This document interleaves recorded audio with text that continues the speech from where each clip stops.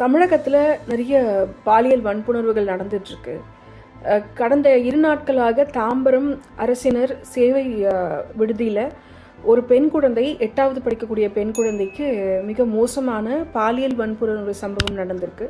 சமூக நலத்துறை அமைச்சர் கீதா ஜீவன் நேற்று ஒரு ப்ரெஸ் மீட் கொடுத்தாங்க. ரொம்ப மோசமாக இருந்தது அவங்களுடைய தோரணை.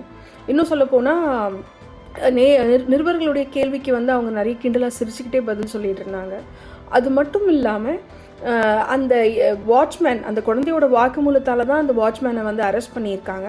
அதை மீறி அந்த வாட்ச்மேனுக்கு சப்போர்ட்டாகவே பேசிக்கிட்டு இருந்தாங்க. ரேப் அப்பாலஜிஸ்ட்னு சொல்லுவாங்க. அதாவது பாலியல் வன்புணர்வை செய்யக்கூடியவர்களுக்கு சப்போர்ட்டாகவே பேசிக்கிட்டு இருக்குது. இவர் 21 வருஷமாக இங்கே வேலை பார்த்துட்டு இருக்காரு, இவருக்கு 21 வயசுலேருந்தே இவர் வேலை பார்க்குறாரு, இவர் மேலே இது வரைக்கும் எதுவுமே நடக்கலை, இந்த பொண்ணு புதுசாக அந்த பொண்ணு தான் சொல்லுது அப்படின்னு சொல்கிறது ரொம்ப தவறு இல்லையா? அதாவது இவர் மேலே இவர் ரெப்புடேஷன் ரொம்ப க்ளீனாக இருக்குது, இந்த பொண்ணு தான் எதுவும் தப்பாக சொல்ல ட்ரை பண்ணுதுன்னு இன்டெரக்டாக சொல்கிற மாதிரி தான் நமக்கு தோணுது. அதுவே தப்பு.